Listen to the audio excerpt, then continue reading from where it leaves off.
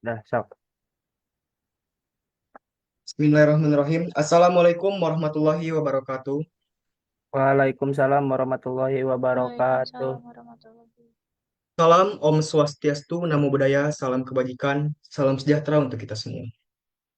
Pertama-tama kami ucapkan terima kasih kepada Ibu Nurjanah Abdi Aziz, SEMAK, selaku dosen pengampu mata kuliah pengantar akuntansi sektor publik.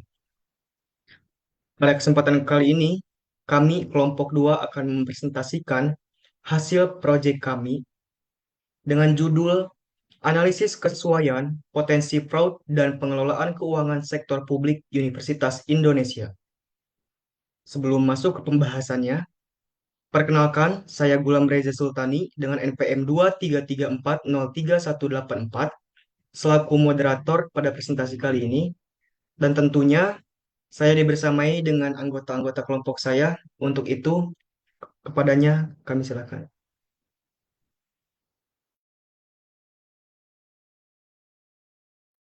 Baik, terima kasih kepada moderator yang telah memberikan kesempatan kepada kelompok kami untuk memperkenalkan dirinya masing-masing. Yang pertama, perkenalkan nama saya Muhammad Fauzan Anugrah, NPM 233403323. Selanjutnya rekan-rekan saya.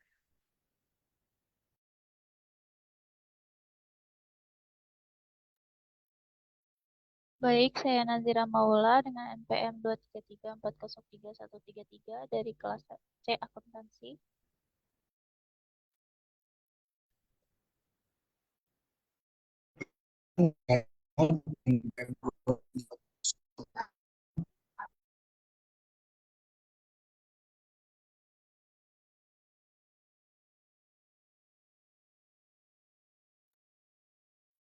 Baik, saya Muhammad Reza Rizkyadiansyah dengan NPM 233403217.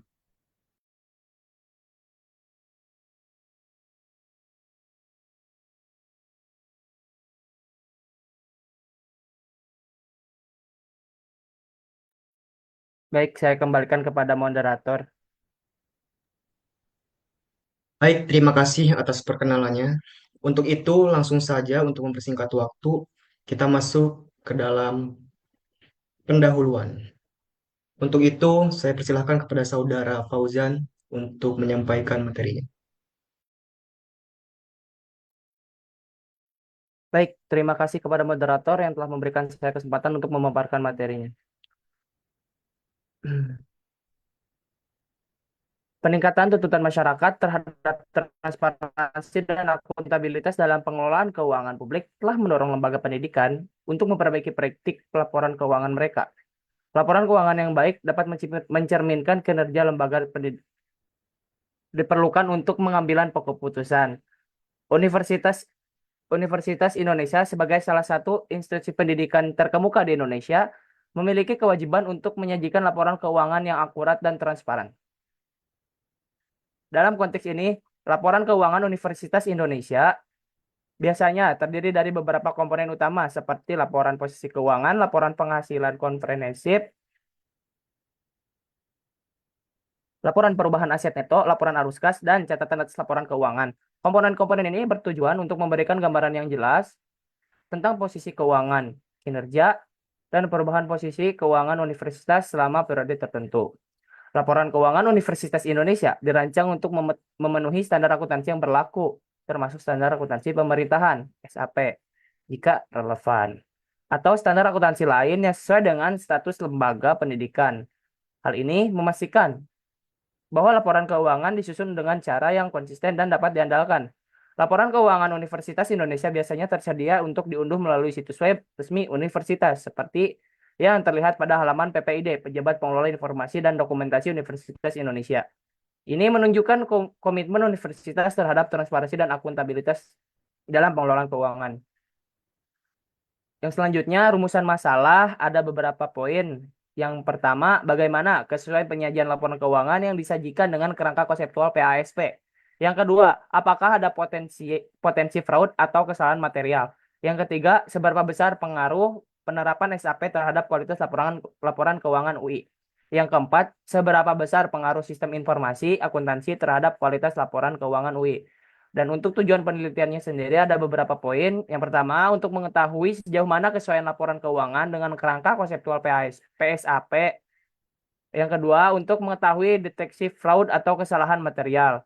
Yang ketiga, menguji dan membuktikan seberapa besar pengaruh penerapan SAP terhadap kualitas laporan keuangan Universitas Indonesia. Yang keempat, mengidentifikasi pengaruh sistem informasi, akuntansi terhadap kualitas laporan keuangan Universitas Indonesia. Mungkin cukup sekian yang bisa saya sampaikan. Saya kembalikan kepada moderator. Baik, terima kasih kepada Saudara Fauzan atas penyampaiannya. Selanjutnya, ada analisis kesesuaian laporan keuangan dengan kerangka konseptual PSAP yang akan dijelaskan atau disampaikan oleh Saudara Ilham. Padanya, kami silakan. Terima kasih kepada moderator yang sudah memberikan waktunya. Langsung saja dalam analisis kesesuaian dengan kerangka konseptual PSAP dalam laporan keuangan Universitas Indonesia. Kesesuaian komponen laporan dalam laporan keuangan Universitas akan sesuai dengan kerangka PSAP.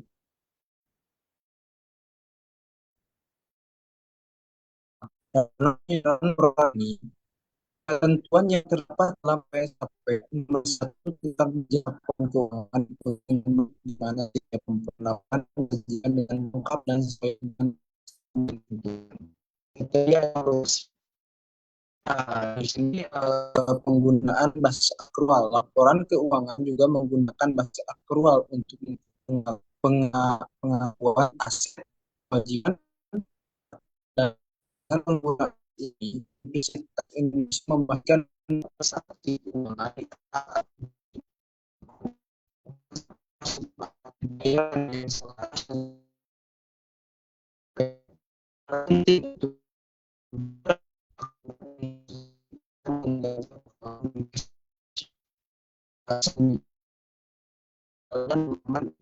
dalam laporan Universitas dalam laporan keuangan Universitas Indonesia. Informasi yang disajikan dalam laporan keuangan yang relevan, andal, dan dapat dipahami dan dapat dibandingkan penyampaian informasi ini.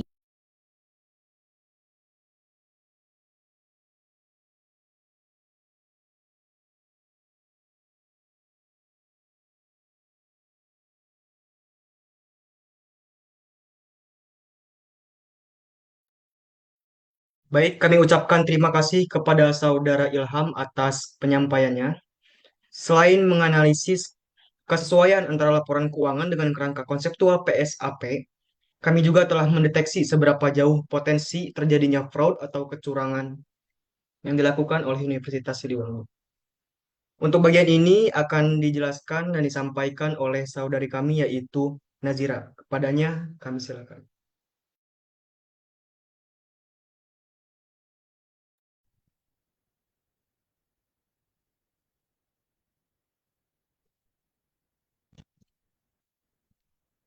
Saya akan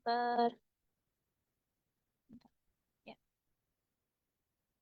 Berikut adalah poin-poin penting yang ada untuk mendeteksi potensi fraud. Yang pertama ada temuan audit BPK. Nah, di temuan audit BPK pada laporan keuangan Universitas Indonesia ini tidak ditemukan indikasi fraud atau kesalahan material dalam audit BPK terkait laporan keuangan Universitas Indonesia 2023. Namun, kelemahan dalam pengendalian internal dan kurangnya pengawasan terhadap entitas anak UI seperti PT UI Korpora dapat meningkatkan resiko ketidakwajaran. Yang kedua yaitu ketidakcocokan data. Nah, pada data ini ada penurunan pendapatan dari BPPTN dan APBN dari 523.303 juta rupiah di tahun 2022 menjadi 449.943 juta di tahun 2023. Lalu ada juga peningkatan pengeluaran operasi dari 2.572.204 rupiah di tahun 2022 menjadi 2.763.247 rupiah pada tahun 2023, di mana hal ini tidak sejalan dengan penurunan pendapatan. Lalu, ada poin ketiga yaitu tanda-tanda penyimpangan. Perbedaan signifikan antara pendapatan dan pengeluaran, yaitu pendapatan dari APBN dan BPPTN, menurun, sementara pengeluaran operasional meningkat. Lalu ada juga perubahan drastis dalam saldo anggaran, yaitu liabilitas jangka pendek, di mana akunnya pendapatan diterima di muka turun dari 212.525 juta rupiah di tahun 2022 menjadi 130.041 juta rupiah di tahun 2023, di mana hal ini mengindikasikan adanya potensi masalah likuiditas atau perencanaan anggaran. Baik, terima kasih. Saya kembalikan kepada moderator. Terima kasih kepada Saudari Nazira atas penjelasannya. Untuk selanjutnya adalah mengenai evaluasi pengelolaan keuangan yang akan dijelaskan oleh saya sendiri. Kelompok kami telah merangkum atau memuat beberapa poin untuk mengevaluasi pengelolaan keuangan Universitas Siliwangi. Yang pertama itu mengenai kesesuaian laporan keuangan.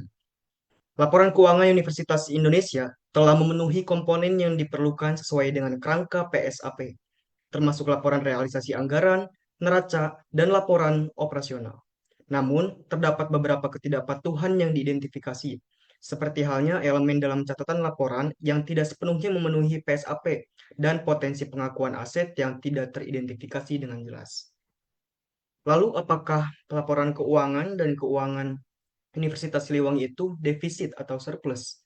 Nah, berdasarkan pendapatannya, dari sumber BPPTN dan APBN yang awal mulanya itu 523.303 juta rupiah pada tahun 2022 menjadi 449.943 juta rupiah pada tahun 2023. Hal ini menunjukkan ketidakcocokan yang signifikan dengan anggaran awal, yang dimana pendanaan pendidikan seharusnya stabil atau meningkat secara bertahap. Adapun di sisi lain, mengenai pengeluaran operasional Universitas Indonesia itu meningkat yang awal mulanya 252.572.204 juta rupiah di tahun 2022 menjadi 2.763.247 juta rupiah di tahun 2023. Nah, meskipun pendapatannya menurun, di sisi lain pengeluaran terus meningkat. Hal ini mengidentifikasi bahwa adanya defisit. Dari data ini dapat disimpulkan bahwa Universitas Indonesia mengalami defisit dalam pengelolaan keuangannya di tahun 2023. Next. Evaluasi selanjutnya yaitu, oh ya, sebelumnya itu kami akan memperjelas penyebab defisit tersebut. Jadi defisit tersebut diakibatkan oleh penurunan pendapatan. Penurunan pendapatan yang signifikan dalam sumber anggaran pemerintah menunjukkan ketidakcocokan dengan anggaran awal dan kebutuhan operasional yang meningkat. Serta terjadi pengeluaran operasional, menciptakan tekanan tambahan pada anggaran. Selain itu, ada juga ketidakcocokan data. Terdapat ketidakcocokan antara laporan keuangan dan realisasi anggaran yang dapat mempengaruhi keputusan manajerial. Kemudian, seberapa efektif pengelolaan keuangan Universitas Indonesia? Nah, berdasarkan basis akrual, laporan menggunakan basis akrual untuk pengakuan transaksi, tetapi tantangan tetap ada dalam hal transparansi dan akurasi informasi yang disajikan. Kemudian, ketidakpatuhan terhadap standar PSAP dapat mengurangi keandalan laporan keuangan dan berdampak negatif pada pengambilan keputusan oleh pemangku kepentingan.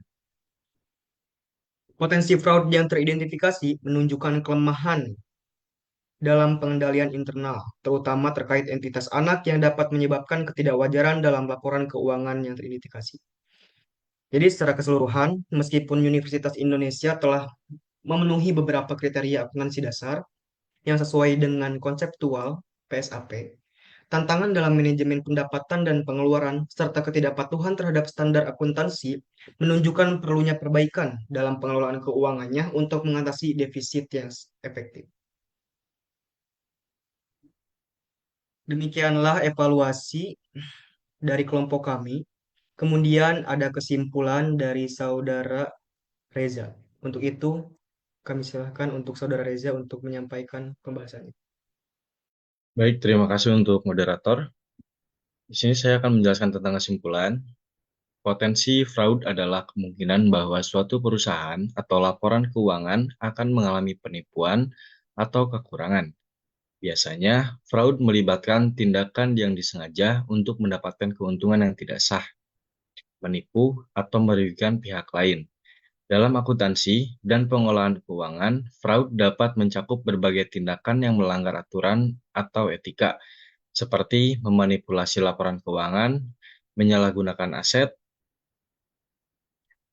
atau memberi informasi yang tidak akurat tentang bisnis. Potensi fraud yang akan kita identifikasi adalah laporan keuangan Universitas Indonesia 2023 terdiri dari temuan audit BPK terkait ketidakwajaran atau indikasi fraud, ketidakcocokan data antara laporan keuangan dan realisasi anggaran dan tanda tangan penyimpangan yang berupa perbedaan signifikan antara pengeluaran dan pendapatan atau perubahan drastik dalam saldo anggaran. Terima kasih, saya kembalikan ke moderator. Terima kasih kepada Saudara Reza atas kesimpulannya. Nah, demikianlah presentasi dari kelompok 2. Saya Gulam Reza Sultani mewakili rekan-rekan anggota kelompok saya. Memohon maaf atas kesalahan dan kekurangan. Wabillahi taufik wal hidayah. Wassalamualaikum warahmatullahi wabarakatuh. Waalaikumsalam warahmatullahi wabarakatuh.